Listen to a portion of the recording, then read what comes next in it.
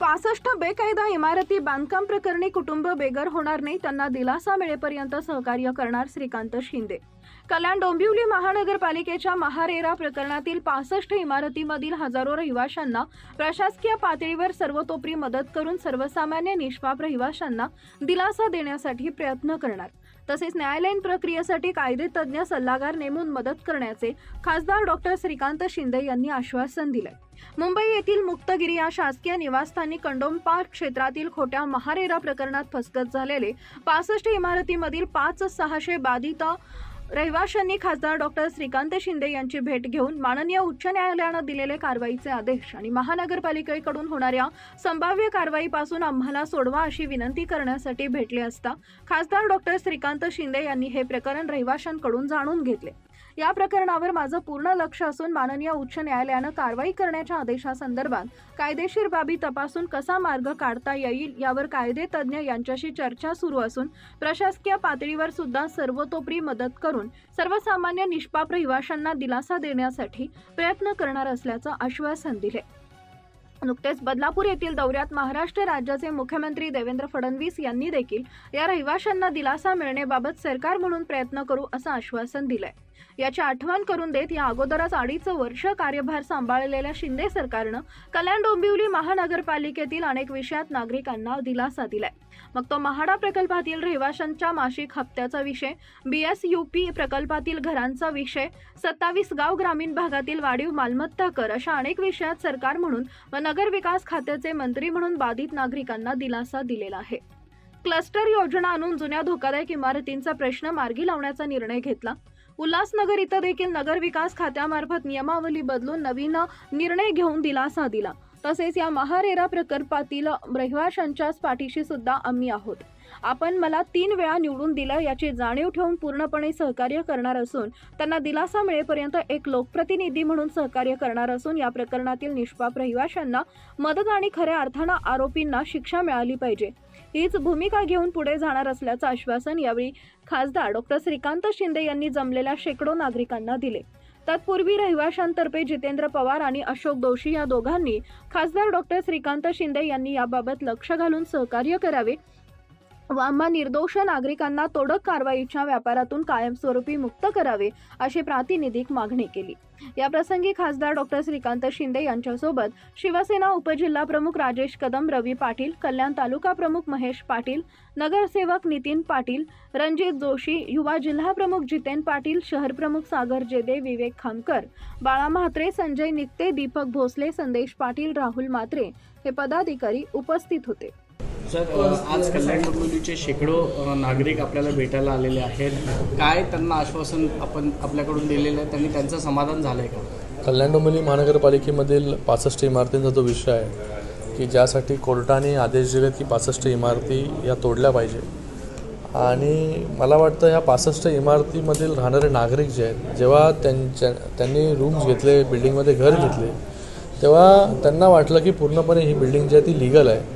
Paper त्यांना दाखवण्यात आले, KDMCचे पेपर असतील, रेराचे पेपर्स असतील, इवन दो पेपर्स दाखवून लोन देखील बँकेकडून मिळालेलं आहे।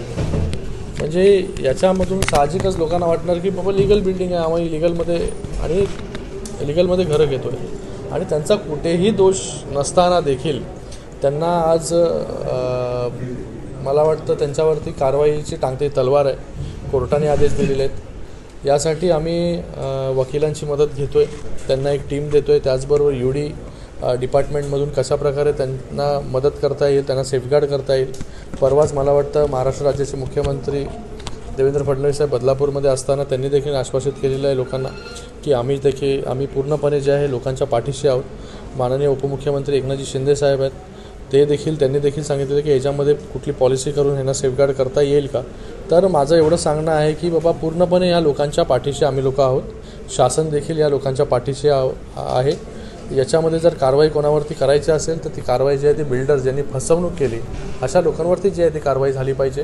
तर आमची बाजू जी आहे या लोकांची बाजू कोर्टामध्ये पुन्हा कशाप्रकारे मांडता येईल आणि कशाप्रकारे यांना दिलासा देता येईल, रिलीफ देता येईल याच्यासाठी आमचे प्रयत्न जे आहेत ते पूर्णपणे सुरू आहेत. बिल्डरवर कारवाई करण्यासाठी काही तपास यंत्रणांना आदेश आपल्याकडून बघा, ह्याच्यावरती आता शासनाच्या माध्यमाने मला वाटतं याच्यामध्ये कमिटी करून काहीतरी ठोस तोडगा हा कशाप्रकारे निघेल याच्यावरती पहिलं तर आता प्रायोरिटी हे आहे की बाबा या लोकांना बेघर होता कामा नये. या लोकांवरची जी टांगती तलवार आहे ती कशी हटेल. या लोकांना कशाप्रकारे ज्यांनी समजून घेतलं की बाबा मी लिगल घरामध्ये चाललो आहे, कोणी लोन घेतलं, कोणी मंगळसूत्र विकून घेतलं, कोणी दुसऱ्याकडून पैसे उसने घेऊन घेतलं, जमिनी विकल्या लोकांनी. तर मला वाटतं याच्यामध्ये लोकांना दोष जो आहे तो कुठेच नाही आहे, लोकांचा दोष कुठेच नाही आहे. तर अशा लोकांच्या मागे जे आहे पूर्णपणे आम्ही लोक उभे आहोत. आज हे सगळे लोक मला भेटण्यासाठी आलेले आहेत. मी शिंदे साहेबांशी देखील या विषयामध्ये बोललेलो आहे. याच्या अगोदर देखील असे प्रसंग कल्याण डोंबिवलीमध्ये आले होते, जिथे लोकांना आम्ही मदत केली, लोकांना सहकार्य केलं. कल्याण डोंबिवली महानगरपालिकेचा टॅक्सचा विषय असेल, 500 कोटीपेक्षा जास्त टॅक्स हा माफ केला आपण 27 गावांचा. 27 त्याचबरोबर क्लस्टरसारखी योजना ही देखील त्यासाठीच आणली की धोकादायक इमारती ज्या आहेत आणि त्याचबरोबर इलिगल इमारती ज्या आहेत यांना कसं प्रोटेक्शन देता येईल, त्याचं कसं रिडेव्हलपमेंट करता येईल त्याच्यासाठी आपण क्लस्टर पॉलिसी आणली. नवीन UDCPR आणला. उल्हासनगरसाठी एका शहरासाठी जनरल UDCPR पुरत नव्हता, रिडेव्हलपमेंट होत नव्हती. मग उल्हासनगरसारख्या शहरासाठी वेगळा UDCPR बनवण्याचं काम, त्याच्यावरती 1 वर्ष अभ्यास केला आणि त्याच्यानंतर नवीन UDCPR बनवलं जेणेकरून उल्हासनगरच्या डिलॅप्टेड इमारती ज्या आहेत धोकादायक इमारती ह्या देखील रिडेव्हलपमेंटला जातील. तर असे अनेक निर्णय, BSVPC प्रकल्पामध्ये अडकलेली लोकांची घरं असतील ही देखील देण्याचा निर्णय जो आहे, तिथे देखील टॅक्स माफ करण्याचं काम, तिथे देखील लोकांचे पैसे माफ करण्याचं काम. त्याचबरोबर ह्याच्या अगोदर म्हाडाचा विषय झाला होता माझ्याच मतदारसंघामध्ये, त्यांना 2 इन्स्टॉलमेंट माफ करण्याचं काम हे देखील सरकारने केलेलंच आहे. तर सरकार सर्वोपरी लोकांच्या पाठीशी आहे. मी एवढं सगळ्या गोष्टी सांगण्याचा तात्पर्य एवढंच आहे की याच्या अगोदर देखील असेच प्रसंग आलेले आहेत. त्या प्रसंगामधून आम्ही वाट काढलेली आहे. या प्रसंगामधून देखील कशाप्रकारे वाट काढता येईल याची पूर्णपणे प्रयत्न आणि पूर्णपणे ताकदीनिशी ह्यांच्या पाठीशी उभं राहण्याचं काम शासन आणि आम्ही लोकप्रतिनिधी म्हणून करणार आहोत. विषय सेन्सिटिव्ह असताना काही लोक याचं राजकारण करण्याचा प्रयत्न करतात. मला वाटतं याच्यामध्ये कोणीही राजकारण करू नये. लोकांच्या घरांचा विषय आहे. लोक जे आहे घराचं स्वप्न पाहत असतात. अनेक वर्ष लोक घराचं स्वप्न पाहतात की आपल्याला घर एका दिवशी म्हणजे आपल्या आयुष्यामध्ये कधीतरी आपलं स्वतःचं घर जे आहे ते झालं पाहिजे. मला सगळ्यांना विनंती आहे की कोणीही याच्यामध्ये राजकारण करू नये. पूर्णपणे सरकार जे आहे हे लोकांच्या पाठीशी आहे. आम्ही लोकप्रतिनिधी लोकांच्या पाठीशी आहोत. याच्यामध्ये सगळ्यांनी मिळून एकत्र काम करण्याची गरज आहे जेणेकरून या सगळ्या लोकांना जो आहे तो आपण न्याय देऊ शकतो. दुसरी एक महत्त्वाची गोष्ट म्हणजे आज दिवसभरातली सर्वात मोठी बातमी म्हणजे एकनाथ शिंदे साहेबांना धमकीचे ईमेल्स आलेले आहेत पोलिसांकडे, गाडीने उडवण्याची धमकी देण्यात आलेली आहे. ही काय पहिल्यांदा धमकी आलेली नाही, याआधी देखील अशा धमक्या एकनाथ शिंदे साहेबांना आलेल्या आहेत.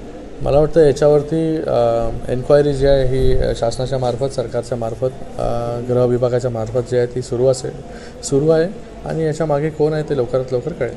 दुसरी गोष्ट, दिल्लीत आज शपथविधी पार पडलेला आहे. बहुमताचं सरकार स्थापन झालेलं आहे.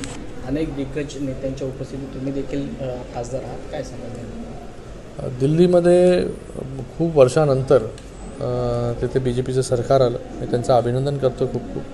आणि महिला मुख्यमंत्री ज्या प्रकारे आपण लाडकी बहीण योजना इथे राबवतो आहे मुंबईमध्ये, महाराष्ट्रामध्ये, त्याचबरोबर बहिणींनी मोठ्या प्रमाणामध्ये मतदान देखील केलं आणि आज दिल्लीचे धुरा जी आहे तीही का महिलेच्या हाती देण्याचं काम माननीय मोदीजींनी केलेलं आहे. मला वाटतं